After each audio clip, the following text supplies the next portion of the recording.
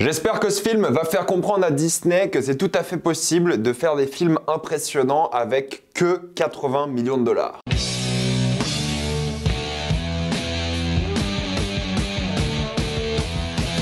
The Creator. Comme d'habitude, jusqu'à la minute indiquée dans le titre de la vidéo, il n'y aura pas de spoilers, restez tranquille, après on va tout spoiler. The Creator est l'histoire d'un agent des États-Unis qui doit aller en Nouvelle-Asie afin de retrouver une arme extrêmement dangereuse. Lors de sa mission, il découvre que cette arme est en réalité un enfant robot qu'il va commencer à protéger. Avant de commencer cette vidéo, j'aimerais remercier le partenaire officiel de celle-ci, vous le connaissez, CyberGhostVPN et ses 38 millions d'utilisateurs et presque 5 sur 5 sur Trustpilot. Vous le savez, nous avons l'un des pires catalogue streaming du monde, plein de plateformes comme Netflix, Disney+, ont plein d'autres films hyper intéressants, que ce soit des gros blockbusters comme par exemple Les Gardiens de la Galaxie 3 ou l'un de mes films préférés de l'année dernière, RRR, qui est disponible sur les Netflix de nos voisins, que ce soit outre-Atlantique comme canadiens, francophones, qui ont donc la VO et la VOSTFR et même la VF, ou même chez nos amis belges et suisses. Vous allez checker leur catalogue et tous les films récents qui sont indépendants de blockbusters sont disponibles sur toutes les plateformes. Vous allez vraiment jalouser les catalogues des autres par la suite. En plus de ça, vous pouvez regarder des compétitions sportives, que ce soit des courses automobiles en direct avec nos voisins belges gratuitement, ou même tout simplement YouTube Premium. YouTube Premium, si vous consommez beaucoup de YouTube comme moi, vous l'avez vraiment pas cher avec un VPN en Inde, en Argentine. Vous serez en plus grande sécurité avec un VPN, que ce soit la Wi-Fi de l'université, de la bibliothèque ou de l'hôtel. Vous pouvez partager un compte avec 7 personnes au total. C'est disponible sur tous vos appareils préférés. Super simple d'utilisation. En quelques clics, c'est fait sans aucun problème. Vous pouvez essayer par vous-même car vous êtes satisfait ou remboursé sous 45 jours et vous avez une assistance technique en français 24/7. Utilisez le lien dans la description, encore épinglé, afin de vous abonner à CyberGhostVPN et bénéficier de 4 mois gratuits plus 80% de réduction.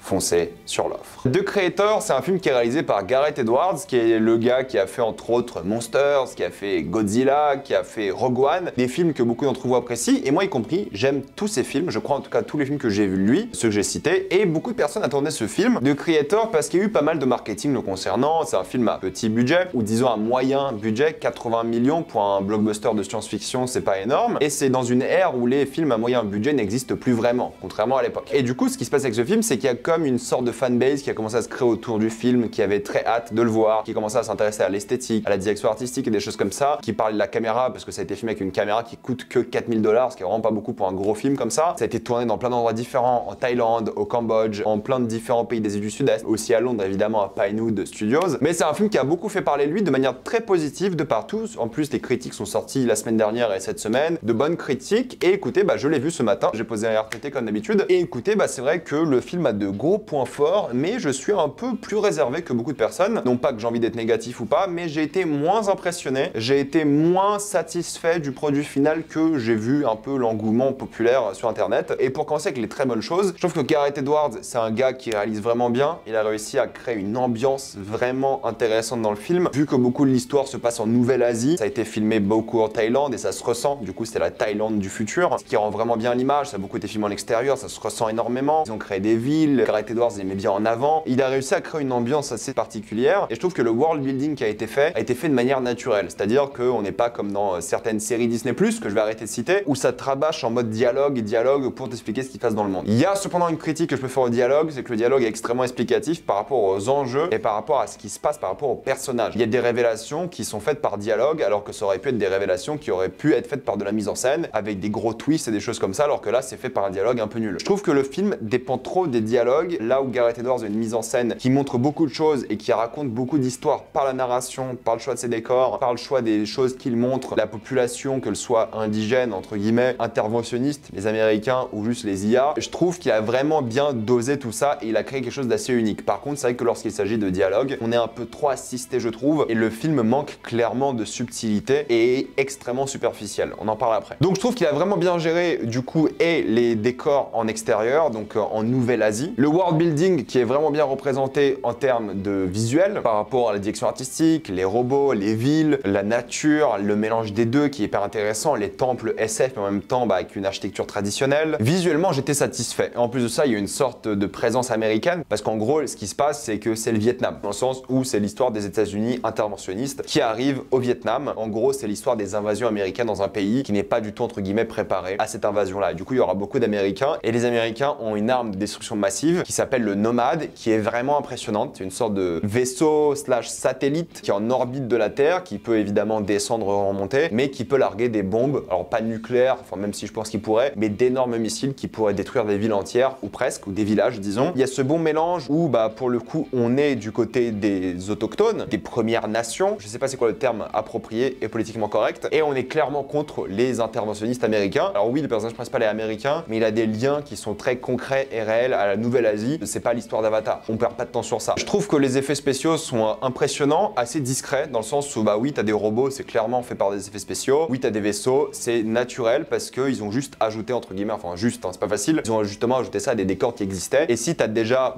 les décors extérieurs pour avoir une référence pour ton éclairage, ton film sera bien plus joli. Je les trouve vraiment impressionnants, en plus de la direction artistique qui est cool, comme je l'ai déjà répété plusieurs fois. En termes d'effets spéciaux, c'est nickel, c'est Greg Fraser qui a la cinématographie, ou photographie en français, c'est le chef-op du film, et le film est vraiment beau, il y a une belle esthétique qui fait très palpable, réaliste, qui m'a beaucoup fait penser à District 9 pour le coup. Il n'y a pas du tout un côté documentaire, mais en termes de réalisme des effets spéciaux, ça m'a un peu fait penser à ça, et ça rend vraiment bien. Il y a des plans qui sont vraiment beaux, il y a une belle composition du cadre. Gareth Edwards voulait filmer avec un énorme plan, un cinémascope bien plus grand qui n'a jamais été fait, mais au final ils l'ont pas fait. En gros, ils voulaient afficher 2 fois la taille de l'écran au cinéma, mais il y a quasiment pas de salles qui existent. Les seules salles qui peuvent proposer une version similaire, je crois que ce sont les salles ICE, je sais plus, celles qui ont des écrans sur le côté en gros. Celles-ci, dans certains pays, surtout aux États-Unis, vont avoir plus du film. Et la réalité est là, c'est que si vous voulez voir un film de science-fiction qui a des scènes d'action plutôt bien foutues, divertissantes, avec une direction artistique vraiment bien, avec un monde de SF qu'il crée, mais qui conclut aussi en même temps, c'est pas un film à suite, voilà, c'est la fin. Il pourrait raconter d'autres histoires dans ce monde, mais quel intérêt? J'ai pas envie d'en voir plus de ce monde. Je l'ai bien aimé, j'ai même adoré ce monde, mais j'ai pas envie d'en voir plus. Pour moi, l'histoire c'est bien conclu ici. Si vous voulez voir ce genre d'histoire de science-fiction, vous allez, je pense, apprécier. Si vous y allez que pour les visuels, vous allez passer un bon moment. C'est pas du génie de mise en scène, mais c'est plus que bien foutu à tous les niveaux. Il y a beaucoup de détails et tout, il y a une vraie équipe artistique qui a bossé dessus et ça se ressent. En plus, le film est beau, il y aura plein de screenshots d'ici quelques semaines ou quelques mois quand il sortira en digital ou en Blu-ray qui vont mettre en avant le film. Et c'est mérité. Par contre, c'est vrai que du coup, le film dure 2h13 et je dois admettre que là, le film me déçoit un peu plus. Et il se passe beaucoup de choses, donc j'aime bien la densité du truc et je me suis pas du tout ennuyé. Mais c'est vrai que je trouve que le film a essayé de raconter beaucoup trop de choses en 2h13. Il ne s'est jamais réellement posé, ça enchaîne quasiment scène d'action après scène d'action. Il n'y a pas toujours des scènes d'action extrêmement mémorables. Les 2 scènes d'action finales sont vraiment bien, mais elles sont clairement rushées. Surtout la dernière. Le climax du film est d'un rush assez impressionnant, c'est-à-dire qu'on dirait un montage final alors qu'il n'aurait pas dû. Donc je trouve que le film est assez rushé, mine de rien. Il aurait dû durer plus longtemps ou alors supprimer quelques séquences d'action pour se concentrer sur les choses qui manquent au film. Eh bien, c'est simple, hein. Je trouve que déjà John Denzel Washington, il fait un travail ok, mais il n'a pas le charisme d'un héros principal, je trouve, dans l'œuvre. Il fait le taf, sans plus. Et la relation qu'il a avec l'enfant qui s'appelle Alfie n'est pas convaincante parce qu'elle est jamais réellement développée et la relation se crée de manière un peu factice. Tu n'y crois pas. Pour prendre un titre de comparaison à un film, Logan, à la fin, t'y crois. Là, t'y crois un peu moins. Et au fait, je trouve que le film excuse beaucoup de facilité scénaristique par des dialogues rajoutés à droite à gauche. Je trouve que les éléments de science-fiction ne sont pas des éléments de science-fiction pour le world building, mais pour des facilités scénaristiques. À chaque fois que tu te demandes comment est-ce qu'ils vont s'en sortir, il y a une sorte de magie, c'est de la technologie en général, hein, qui est en lien avec le film et qui est logique dans le scénario du film, mais ça enlève de la tension à toutes les scènes. Parce que tu sais qu'il y a un truc qui peut supprimer la tension de tout ce qui se passe, et du coup il n'y a jamais de stress, parce que en fait l'arme est tellement puissante en soi que ça enlève tout stress à l'œuvre. Il y a des révélations qui ont lieu qui sont extrêmement peu impactantes, et j'ai rarement vu une révélation être communiquée comme ça dans un film avec aussi peu d'impact, alors que c'est une révélation majeure. Il y a plein de choses comme ça, et je trouve que ça manque de développement entre les personnages. Il y a un personnage à un moment qui va dire frère à un autre, puis ils vont s'embrouiller, puis il va redire frère juste après. C'est logique en son scénario, mais c'est tellement vite expédié que t'as pas le temps que ça build up, que ça s'accumule pour à la fin avoir une fin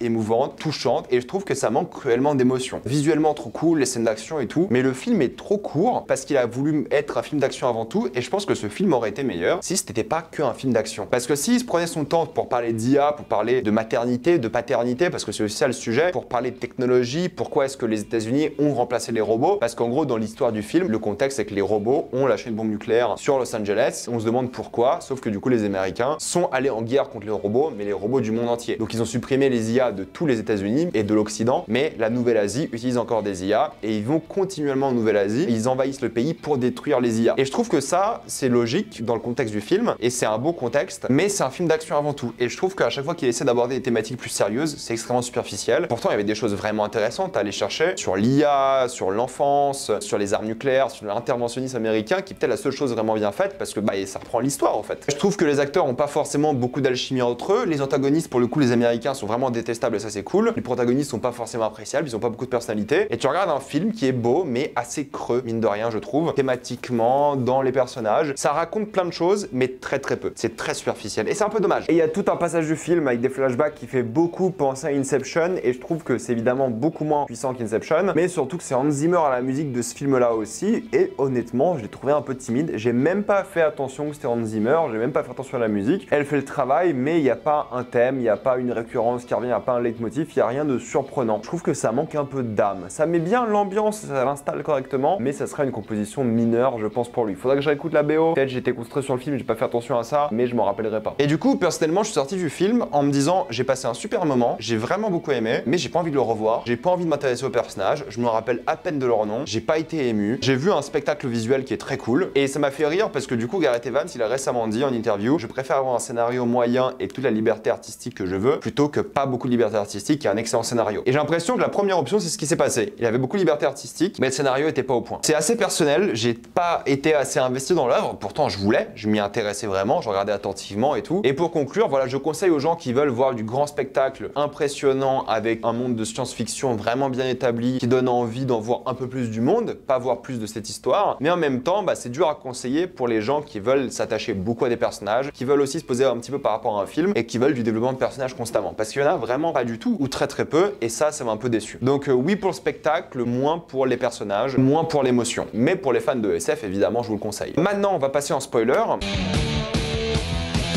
C'est ça le gros souci que j'ai, c'est que j'ai pas grand chose à dire en spoiler parce que le film était assez peu dense dans sa narration. Les choses pour moi qui auraient dû être plus développées, c'est la relation entre les deux personnages principaux. Ils ont peu de moments où ils se parlent. Il y a une scène où ils parlent du paradis, mais c'est tout. C'est le seul moment où ils ont un peu de connexion, t'as l'impression. Les autres moments où ils ont une connexion, c'est quand l'un ou l'autre sauve la vie de l'autre. Le côté agent double du personnage principal, pour moi, était pas très intéressant, mais du coup le film s'est pas beaucoup intéressé à ça. Mais c'est les grosses facilités en mode, attends, quand même, il était marié à cette femme pendant quelques années et il s'est pas rendu compte que c'était elle le grand méchant, ou alors que c'était son père ou des choses comme ça. Il n'y a pas un moment où leurs vies se sont connectées sur ce point de vue-là. Je chipote un peu sur ça, mais tout le climax final, lui et l'enfant qui arrive à déjouer toutes ces choses-là pour arriver dans une base militaire extrêmement bien gardée à deux, alors que t'es quand même avec un gamin, c'est facile. Alors oui, le gamin a des super pouvoirs, mais le gamin est trop puissant. La gamine, pardon, j'avais le robot dans ma tête. La gamine est trop puissante et du coup ça enlève tout stress à l'œuvre et ça enlève toute émotion aussi parce qu'ils n'ont pas beaucoup connecté. Pour moi, la meilleure scène du film, c'était littéralement la scène où les États-Unis arrivent avec leur énorme tank et commencent à détruire la ville. Et c'est cette cible qui tombe sur les personnages, qui est une sorte de marqueur de la mort, et ils savent que les personnages vont mourir à ce rythme-là. Et du coup là, tu ressens un peu d'émotion parce que c'est quand même des Américains qui viennent ravager un village, thaïlandais ou peu importe, qui n'a rien demandé. Et là, j'ai trouvé de l'émotion, je trouvais ça beau, avec le fameux robot bombe qui court sur le pont. Je trouvais ça vraiment cool comme idée. J'aime bien le world building, encore une fois, la police, les différentes IA, la manière dont tu peux vendre ton visage, le scanner, tout ça, génial. Mais lorsque je vais penser au film, je vais penser au visuel, je vais pas penser au personnage. Je vais comparer à Avatar dans le sens où Avatar, c'est visuellement un chef-d'œuvre, mais même dans Avatar, il y avait une famille, il y avait une histoire, ils avaient du temps entre les deux, ils appréciaient la beauté du monde. Et là, dans The Creator, c'est pas le même budget, je suis bien conscient, c'est pas les mêmes enjeux, mais ils auraient dû plus développer la relation qu'ont les personnages au monde, parce que faire des révélations comme ta femme était le grand méchant depuis le début, ou plus ou moins en dialogue, c'est pas excitant. Pour moi, il aurait même pas dû avoir cette info et juste retrouver sa femme à la fin, dans le coma, et c'est là qu'on lui explique que c'est elle, Nimrata. J'étais un peu déçu, voilà, par plein de choses comme ça, la facilité dans le scénario, la narration, c'est peut-être trop accessible, c'est peut-être trop un film d'action, tellement qu'ils ont peut-être un peu oublié l'émotion. Par contre, dans les thématiques d'action, la méchante, je trouve qu'elle joue vraiment bien, elle est menaçante, elle est détestable, tous les méchants d'ailleurs. Haroun, je crois il s'appelle, qui passe d'ami à ennemi à ami en quelques secondes. C'est expliqué dans le scénario, mais on n'a pas le temps d'accepter le fait qu'ils sont plus amis, qu'ils sont ennemis et qu'ils sont de nouveau amis. Ça va trop vite. Et c'est là que je me dis que le film aurait dû durer peut-être plus longtemps pour développer encore ces personnages, pour avoir des scènes plus posées où ils se parlent tout simplement. Si vous voulez juste voir un film d'action, je pense que vous avez bien apprécié, mais je suis un peu déçu et je vais malheureusement pas vraiment me rappeler du film, mis à part pour ses visuels, mais je voulais un attachement émotionnel au truc, aux personnages, aux enjeux, qui n'existaient pas d'après moi, ou très peu en tout cas. Mais je vous conseille encore une fois, j'ai passé un bon moment devant. Je vais m'arrêter là, mettez-moi dans les commentaires ce que vous en pensez, j'ai envie d'avoir votre avis. Je pense que beaucoup d'entre vous vont adorer, et tant mieux d'ailleurs. Il faut aller soutenir aussi ce genre de film, mais je pense qu'il va malheureusement un peu flopper. J'espère avoir tort. Abonnez-vous à la chaîne pour voir les prochaines vidéos, mettez un j'aime, ça aide beaucoup la chaîne. Suivez-moi sur tous mes réseaux pour plus de débats critiques, actualités et concours. Et avant de quitter cette vidéo, pensez à utiliser le lien dans la description dans le commentaire épinglé afin de débloquer toutes les formes de streaming en toute accessibilité et sécurité. Tout ça pour 2,03 € par mois plus 4 mois gratuits. Foncez sur l'offre et moi je vous dis à la prochaine fois. Salut à tous.